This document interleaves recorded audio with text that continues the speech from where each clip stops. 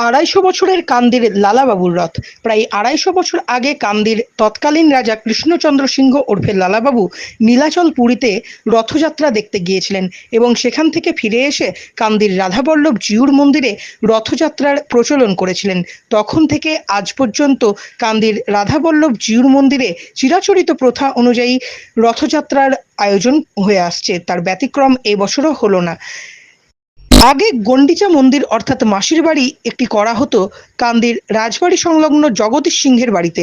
তবে আজ তা ভগ্নদশায় থাকায় কান্দির রাধাবল্লভ জিউর মন্দিরেরই একটি পৃথক ঘরে জগন্নাথ বলরাম সুভদ্রাকে মাসির বাড়ি হিসেবে রাখা হয় এবং উল্টো রথের দিন সেখান থেকে বের করে আবারও রথযাত্রার মাধ্যমে মন্দিরে ফিরিয়ে নিয়ে আসা হয় এবং আবারও 1 বছরের অপেক্ষায় থাকেন রথযাত্রার জন্য কান্দির আপামর বাসিন্দারা।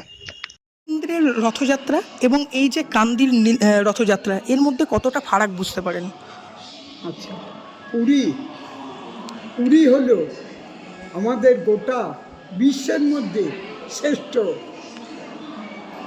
ধাম এবং ওখানে রথের যে শোভা এবং যে জনসমাবেশ তার কিঞ্চিৎ মাত্র এইসব এলাকা।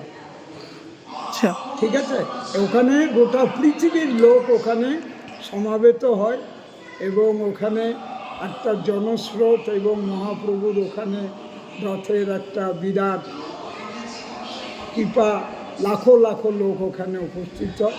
আর আমাদের এখানে তো তার শাখার শাখা, এখানে ছোট্টভাবে যেটুকু পারে এই গ্রাম্য এবং পল্লী অঞ্চলে থেকে কিছু ভক্তবৃন্দ আসেন, এসে তারা এই জায়গাটাকে উৎসাহিত করে রথটাকে পরিচালনা। ছোট থেকেই রথ দেখছেন?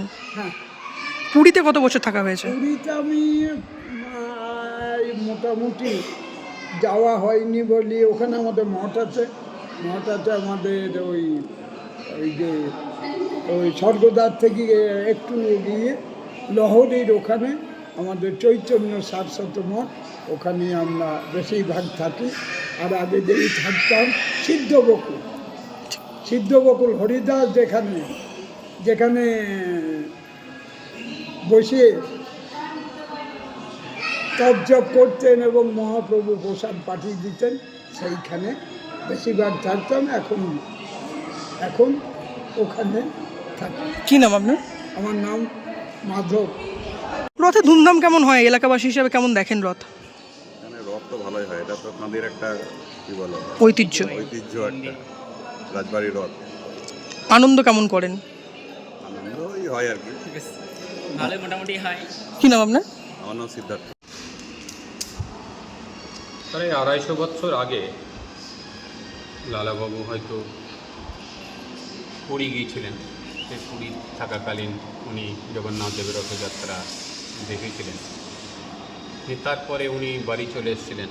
বাড়ি আসার পরে ওনার মনে হয়তো জেগেছিল যে আমাদের কান্দি রাধাবল্লভ জিউ মন্দিরে রথযাত্রা উৎসবে উপলক্ষে জগন্নাথ বলরাম সুভদ্রার মূর্তি স্থাপন করা।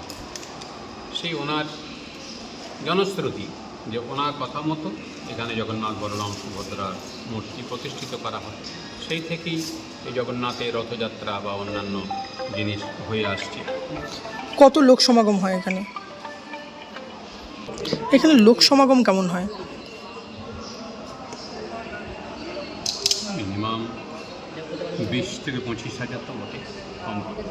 আচ্ছা, আড়ম্বর কীরকমভাবে হয় এবং রথযাত্রার রুট কী রয়েছে?